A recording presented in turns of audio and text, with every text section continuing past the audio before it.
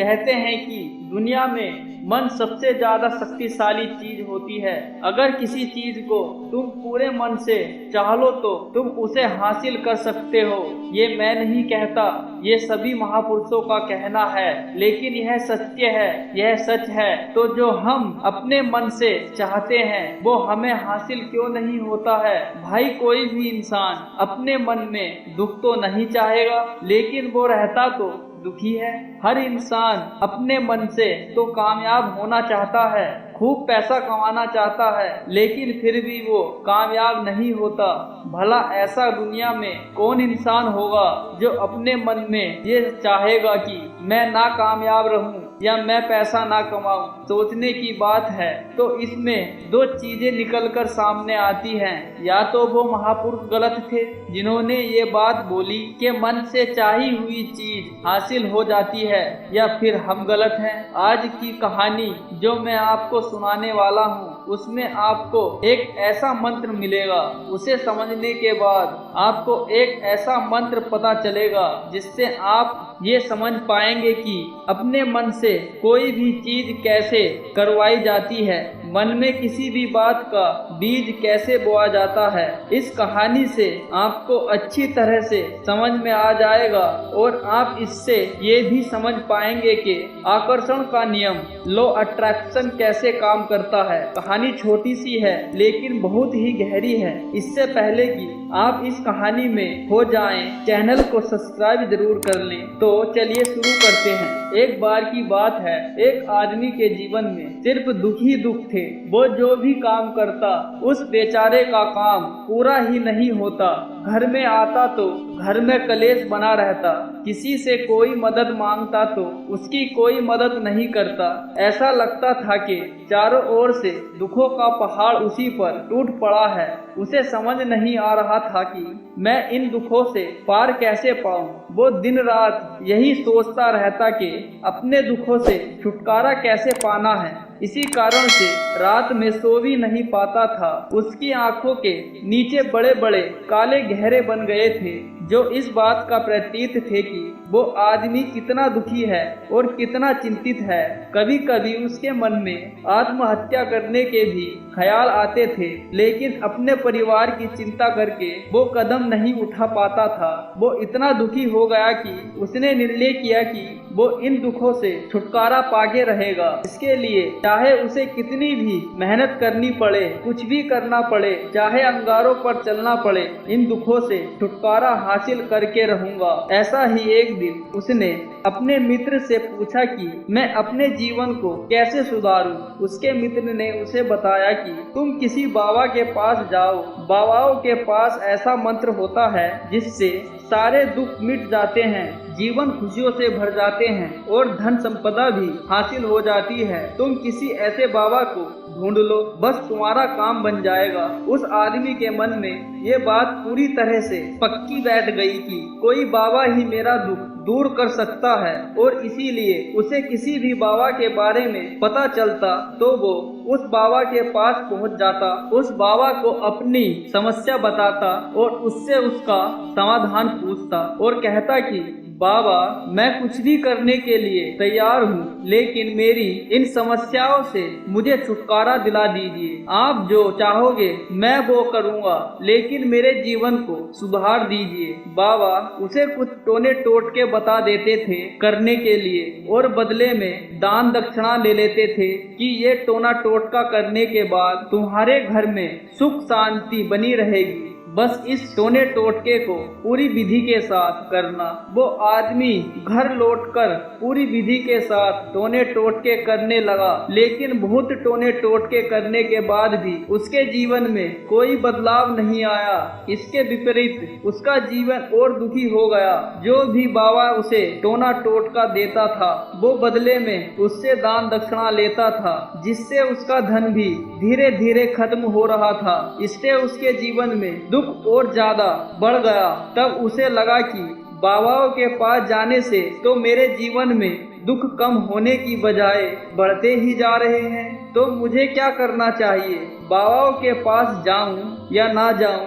फिर एक दिन एक आदमी ने उससे बताया कि तुम अपने घर में किसी पंडित को बुलाकर हवन करवा लो, हवन होगा, घर शुद्ध हो जाएगा। कोई भी बुरी ऊर्जा होगी घर में तो वो घर से बाहर चली जाएगी। किसी पंडित को बुलाकर पूरे विधि विधानों से मंत्रोच्चारण कराओ और हवन कराओ, जिससे घर में सुख शांति आए। उस आदमी के मन में ये बात बैठ गई। उसने एक पंडित को अपने घर पर बुलवाकर हवन करवा दिया। हवन अच्छी तरह से संपन्न हुआ।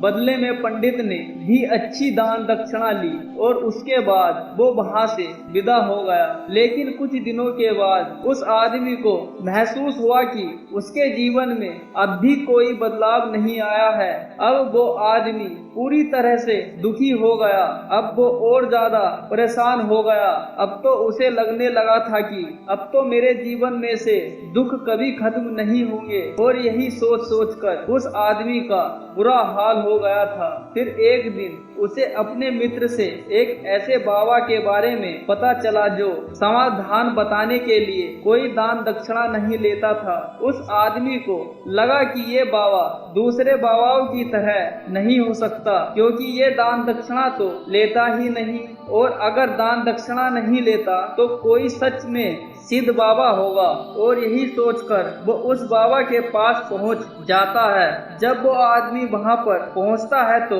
बाबा ध्यान में बैठे हुए थे।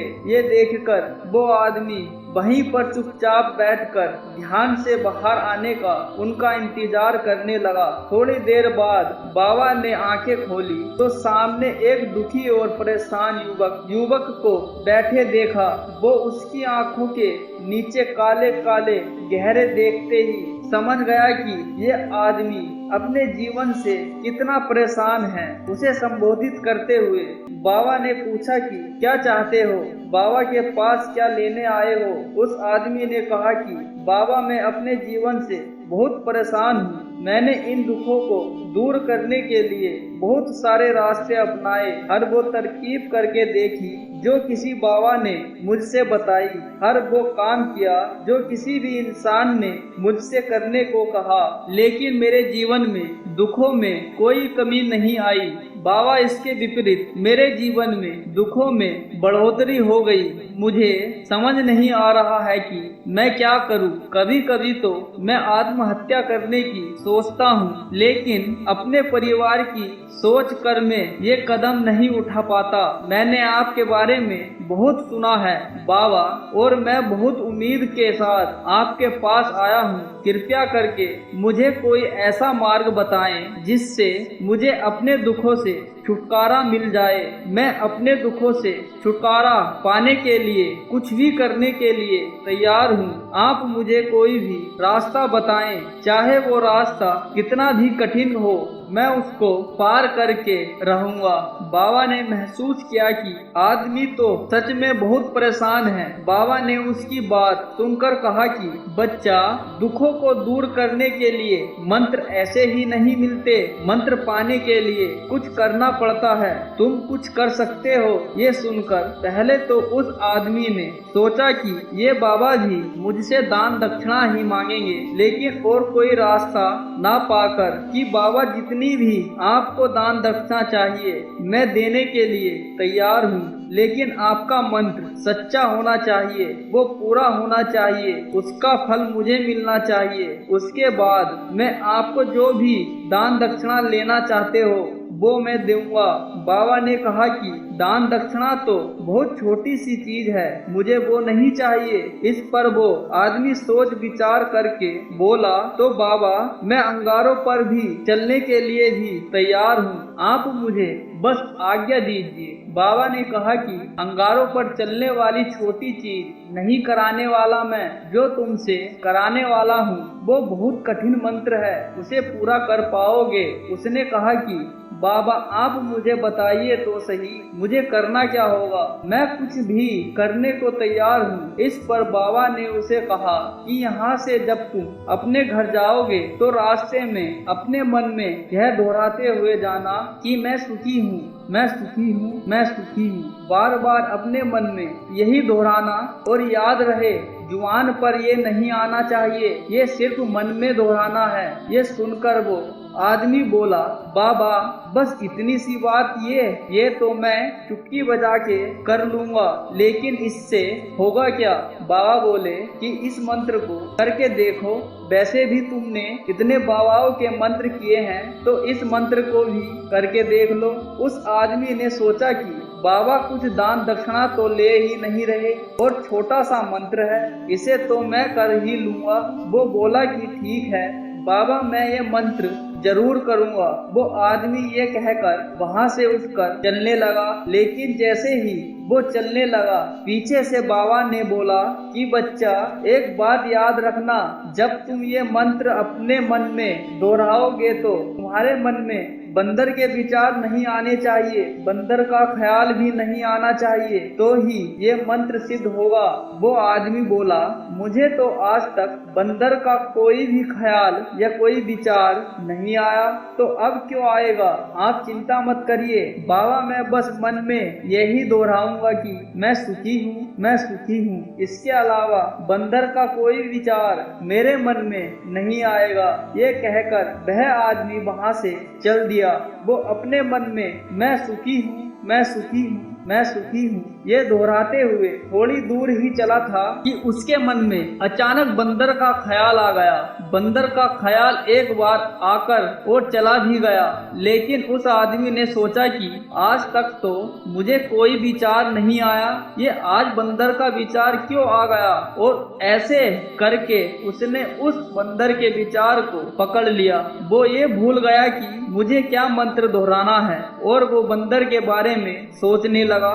जब थोड़ी देर बाद उसे फिर से होश आया तो वो फिर से अपना वही मंत्र दोहराने लगा, मैं सुखी हूँ, मैं सुखी हूँ। लेकिन अचानक से उसे सामने एक बंदर दिखाई दिया और ये देखकर उसके मन में फिर से बंदर का विचार उठ गया और वो अपने अंदर से इस विचार को बाहर फेंकना चाहता था। वो चाहता था कि मेरे अंदर की किसी भी तरह बंदर का विचार न आए, लेकिन उसे तो सामने बंदर ही दिखाई दे गया। ऐसा ही जद्दोजहद करते करते वो घर पर पहुंचा। घर पर पहुंचने के बाद अपनी पत्नी को कहा कि है बंदरिया, मुझे खाने में बंदर परोस दो। और जब उसे एहसास हुआ कि उसने क्या बोल दिया तो वो अपने बाल नोचने लगा। वो दीवारों में सर मारने लगा कि आज तक मुझे बंदर का कोई भी विचार नहीं आया, आज मुझे ये क्या हो गया है कि हर जगह मुझे बंदर ही बंदर नजर आ रहे हैं। यही सोच सोच कर वो आदमी रात भर सो नहीं पाया, रात भर करवटें बदलता रहा और सुबह उठकर सीधे बाबा के पास पहुंच गया और उसके चरणों में गिरकर कहा, पता नहीं क्या चमत्कार हो रहा है, आज तक मुझे बंदर का कोई विचार नहीं आया। आपने मुझसे कहा कि बंदर का विचार नहीं आना चाहिए, तब से मुझे हर जगह बंदर ही बंदर नजर आ रहे हैं। उस आदमी ने कहा कि बाबा, मुझे आपके पीछे पेड़ पर बैठा हुआ बंदर भी केले खाता हुआ दिखाई दे रहा है, ये हो क्या रहा है? बाबा ये सुनकर बाबा हंसने लगे, बच्चा, मन का जाल एक ऐसा जाल है जिसे समझ पाना इतना आसान नहीं है। बंदर तो तुम्हारे रास्ते में पहले भी आते थे, जब तुम मेरे पास आए थे इन्हीं पेड़ों पर ये बंदर घूम रहे थे, लेकिन तब तुम्हारे ध्यान में ये बंदर नहीं था, तब तुम्हारे ध्यान में सिर्फ अपने दुख थे। इसके बाद बाबा ने उसे बताया कि बच्चा, हम जिस चीज से भी दूर भागना चाहते हैं वही चीज हमारे मन में बहुत गहरे में प्रविष्ट हो जाती है, वो हमारे अंतर मन में समा जाती है। असल में हम जिस चीज से छुटकारा पाना चाहते हैं, उससे छुटकारा पाना चाहते हैं कि वो हमारे साथ बहुत गहरे से जुड़ी हुई है और हम जितना ही उससे छुटकारा पाना चाहते हैं वो उतनी ही गहरी हमारे मन में बैठती चली जाती है और आखिरकार वो हमारे अंतर मन में छा जाती है। ऊपर से तो हम चाहते हैं हम सुखी होना कि मैं सुखी हूँ, सुखी हूँ। हमारे होठ भी यही बोलते रहते हैं, लेकिन हमारे मन में दुख समाये होते हैं। हमारे विचारों में, हमारे मन में हमें दुख ही दुख दिखाई देते हैं। इसलिए अपनी जुबान से बार बार बोलने से कि मैं सुखी हूँ, मैं सुखी हूँ, हम सुखी नहीं होंगे जब तक ये मंत्र हमारे अंतर मन में प्रविष्ट नहीं होगा। इस पर उस आदमी ने पूछा कि बाबा, लेकिन वो मंत्र हमारे अंतर मन में प्रविष्ट कैसे होगा? ये सुनकर बाबा ने कहा कि बच्चा, अपने दुखों से लड़ना बंद कर दो। जब तक तुम अपने दुखों को दूर करने की सोचते रहोगे, तब तक वो दुख तुमसे चिपके रहेंगे, तब तक वो दुख तुम्हारे अंतर मन में अपना राज जमाए बैठे रहेंगे। जिस दिन तुम उन दुखों के बारे में सोचना ही छोड़ दोगे, उन दुखों से छुटकारा ही नहीं पाना चाहोगे, उसी दिन से तुम्हारी जिंदगी से दुख गायब हो जाएंगे। क्योंकि किसी भी चीज से छुटकारा पाने के लिए हमें उस चीज के बारे में सोचना पड़ता है, और हम जितना ही उस चीज के बारे में सोचते हैं, उतनी ही गहरी हमारे मन में प्रविष्ट होती चली जाती है। हम अधिकतर समय दुखों के बारे में ही सोचते हैं। हम यही सोचते हैं कि हमारे जीवन में दुख है और हमें इससे छुटकारा पाना है। इसी वजह से बार बार सोचने से वो दुख हमारे अंतर मन में प्रविष्ट हो जाते हैं और हमें एहसास भी नहीं होता। इसीलिए अगर तुम दुखों से छुटकारा पाना चाहते हो, तो दुखों से छुटकारा पाने के बारे में सोचना छोड़ दो, तुम्हें दुखों से छुटकारा मिल जाएगा। अक्सर आदमी धूम्रपान छोड़ना चाहता है, सुबह अपने आप से वादा करता है कि मैं कोई भी गलत काम नहीं करूंगा, लेकिन शाम को जब वो लौटता है तो नशे में चूर होके लौटता है। ऐसा क्यों होता है कि जो हम सोच रहे हैं वो पूरा कर ही नहीं पा रहे हैं। असल में हम उस चीज को बहुत ज्यादा तवज्जो दे रहे हैं, उस चीज को बहुत ज्यादा अहमियत दे रहे हैं। जब भी हम उस चीज को छोड़ने के बारे में सोचते हैं तो हम उसकी इम्पोर्टेंस यानी कि विशेषता और ज्यादा बढ़ा देते हैं। हमारा मन उस चीज के बारे में जितना ज्यादा सोचेगा, शराब या धूम्रपान छोड़ने के बारे में जितना ज्यादा सोचेगा, हमारा मन उतना ही उस चीज के पीछे ज्यादा भागेगा। हमें उस चीज से लड़ना नहीं है, बल्कि बिना सोचे गुजर जाना है। और अगर इस मंत्र को समझ लेते हैं तो हम अपने जीवन में जो भी पाना चाहते हैं उसे अपने अंतर मन में डाल सकते हैं। एक बार वो लक्ष्य हमारे मन में बैठ जाता है तो फिर सफलता पाने में कोई समस्या नहीं होती, कोई दिक्कत नहीं होती। तो दोस्तों, कैसी लगी ये कहानी कमेंट सेक्शन में जरूर बताएं और चैनल को सब्सक्राइब करना ना भूलें। तो मिलते हैं अगली कहानी में।